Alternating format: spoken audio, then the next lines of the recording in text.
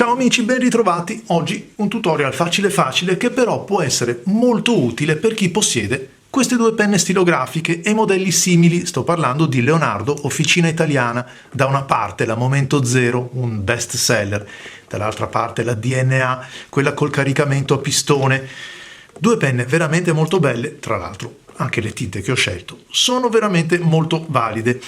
Beh, queste penne, quando acquistate il pennino in acciaio, che sia rodiato, che sia dorato, quello che volete, ma il pennino in acciaio, condividono lo stesso gruppo, lo stesso attacco, quindi sono per così dire intercambiabili. Intercambiabili anche in maniera molto semplice, molto facile.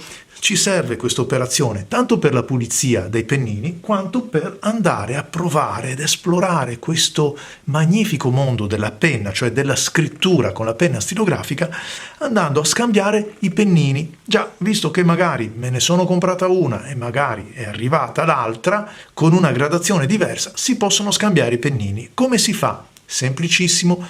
Come sempre, prima di andare a svitare il pennino, assicuratevi che non ci sia il converter. Per esempio in questo caso il converter di Leonardo è uno di quelli che si avvita e insomma meglio svitarlo per evitare di fare danni.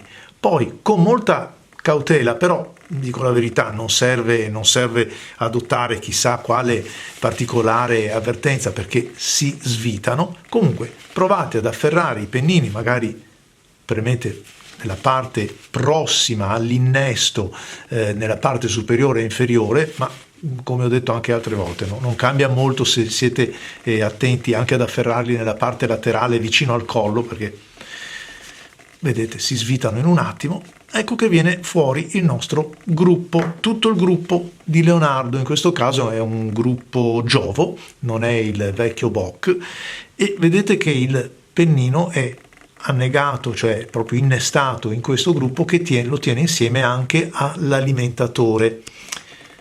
Adesso la stessa cosa vado a fare sull'altra penna, però mi raccomando, ricordatevelo solo se si tratta del pennino in acciaio e che si tratti di pennini di quelli classici, con le gradazioni classici. Non fatelo su pennini speciali, quelli che vengono chiamati così per l'appunto da Leonardo. Qui non serve andare a verificare se c'è il converter perché il caricamento avviene attraverso il pistone. Analogamente a prima afferro il pennino così, ma vedete basta davvero niente per svitarlo. E voilà, questo invece è un pennino ancora di quelli Bock della serie antecedente. Cosa faccio?